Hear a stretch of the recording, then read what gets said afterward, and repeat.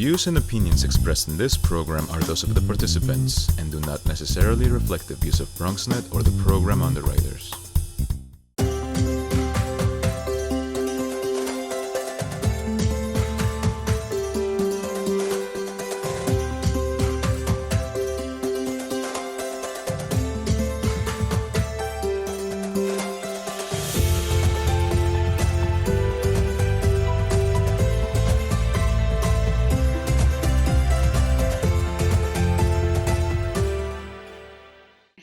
Hello, my friends, and welcome to another episode of Meetings of the Minds in partnership with BronxNet Television. We are super excited, like always, to have a conversation with an incredible individual. She is a woman in tech. Eileen Guzzo is the CEO and president of Donnelly and More Certified Minority Women-Owned Firm. Yes, once again, she is a woman in tech, and she is also our board member and our IT chairperson. Hola, Eileen, ¿cómo estás y cómo está la familia, hermana? Muy bien, muchas gracias. Un honor estar aquí con ustedes hoy. It's a pleasure to be with you all today, especially you, Sulma, such a reckoning force within the Hispanic community and the New York City Hispanic Chamber of Commerce. You already know it takes one to know one, baby. It takes one to know one. Yes. Eileen, it's not easy being a woman in tech, and you've had to climb up several and get through incredible obstacles. Can you talk to us a little bit about the resources that have taken your business to higher levels? Absolutely. It's not just particular to my line of business, but for any business in the general, any type of services or products that you sell. It was awesome to have resources such as the Procurement Technical Assistance Centers. Is something that the state of New York has in all different counties. I highly suggest anybody looking for help on how to engage as a business with federal, state, or city agencies to reach out and set up a meeting with the Procurement Technical Assistance Centers in your locations. The New York City Hispanic Chamber of Commerce has been an amazing resource for me as a business. I highly recommend any business to join us. To be part of us, to network with us. And, especially if you are looking to develop relationships within procurement, a lot of the procurement managers from various types of government and private institutions are part of different kinds of chambers of commerce. And so that's how you get to network with people that could potentially buy your services or products. And that's what I was getting to, Eileen. For new people in this field, new entrepreneurs, can you also explain what procurement is and what the department signifies to your line of business? Sure. So in my line of business, procurement usually, has to do with vendor management in the area of technology, right?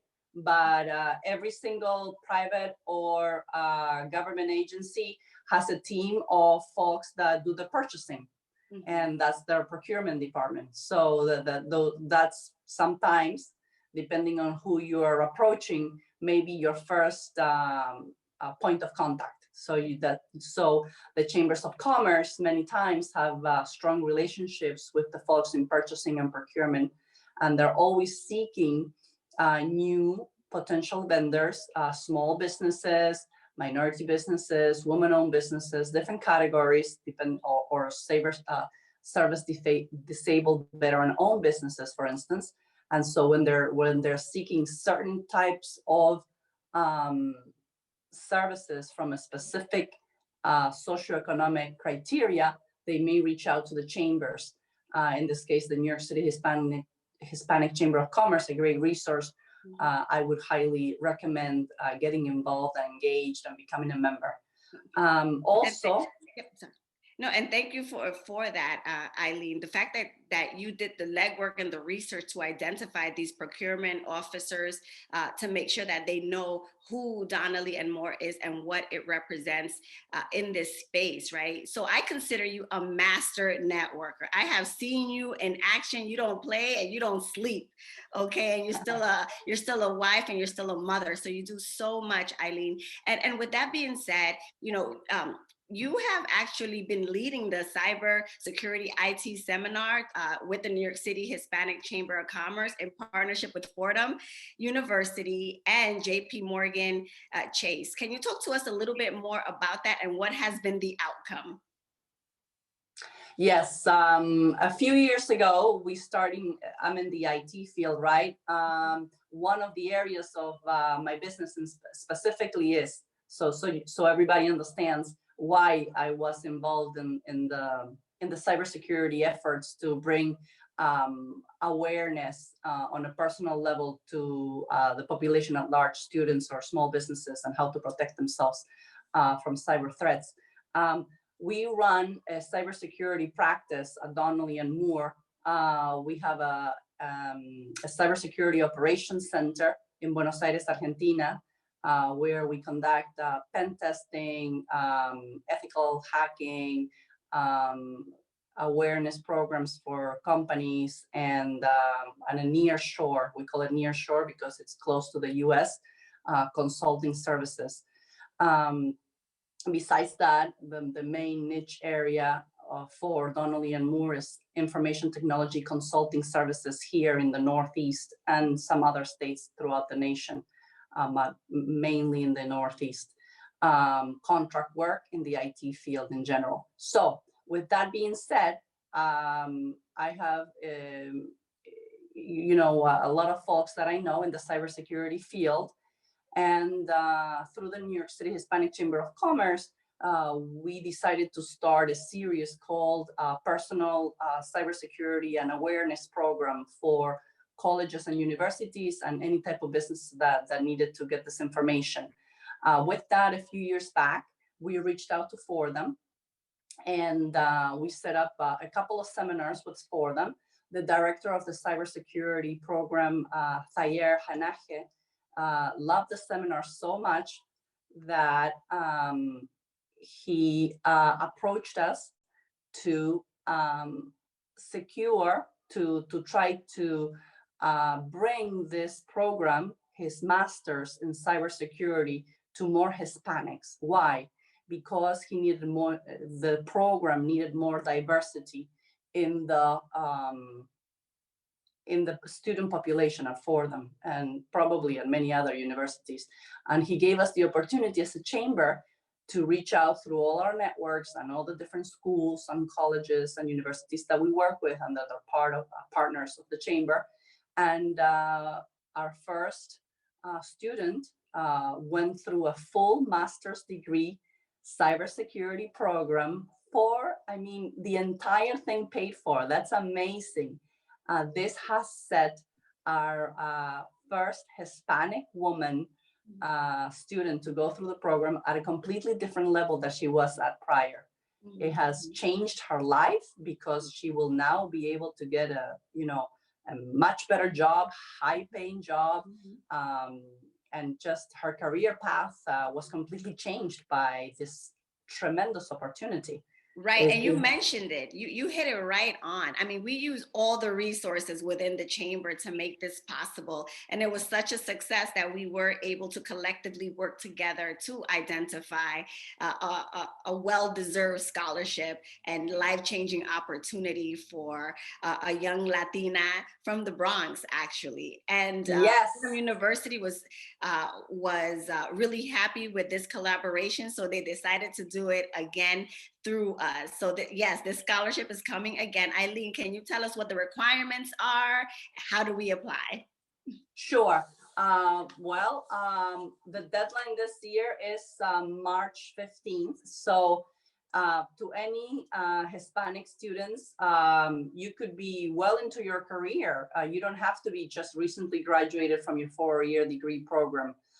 It applies to a variety of folks within the industry.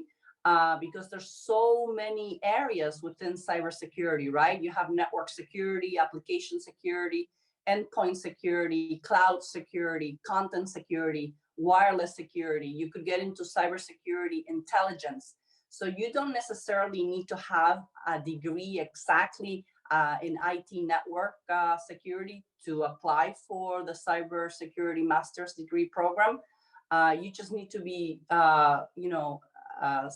within the science field, like even somebody perhaps with a psychology degree may be interested in this, because in cybersecurity, there's, again, so many fields that different subjects could be applied to it. So we encourage anybody that's interested in the field that has a 4-year degree to apply. We have all the information up on LinkedIn. We have it up on the New York City Hispanic Chamber of Commerce website, which is hispanicchamber.nyc. And you need your transcripts from your previous 4-year degree undergraduate. You need a letter of intent, your resume, and a couple of other little things that escape my mind right now. But it's all there on our LinkedIn page. Please come visit us at LinkedIn at New York City Hispanic Chamber of Commerce, where we update constantly the different programs that we are connected with, where we can help our Hispanic community. Eileen, listen, you are on fire. You are fierce. You are only those specific F-bombs. Okay, I'm telling you, every powerful woman, that's the only time the F-bomb is accepted, when we're describing a fierce and a woman that's on fire y emprendedora. But you know, Gracias. This is all about, you got it, this is all about supporting each other. How can the business members of the New York City Hispanic Chamber of Commerce support you, Eileen? I believe in the power of networking. I believe it's good for everybody. So if anybody is in the IT field and would love to reach out to me, and we can collaborate and exchange ideas. I'm always looking to meet IT managers, whether in private or government industry. And I'm always looking to see what value we can bring as a vendor, first and foremost, to our potential customers. So it's just a conversation. It's a numbers game. Sometimes it works out and sometimes it doesn't, but it's great to know that there's other people out there that believe in the power of networking, that we can all help each other. And it's a whole big web that we're all part of. Yep, I know that we're a numbers game, but you're top 10, Miss. So we're going to continue to support that. Eileen, we thank you so much for this time. Like Eileen said, if you're not a member of the New York City Hispanic Chamber of Commerce, why not? It's super simple. Visit www.hispanicchamber.nyc, www.hispanicchamber.nyc, and follow us on the LinkedIn pages, New York City Hispanic Chamber, New York City Hispanic Chamber of Commerce. Thank you so much once again, Eileen. Nos vemos pronto, hermana. Saludes. Gracias. Thank you very much. Talk to you all soon. Thank you.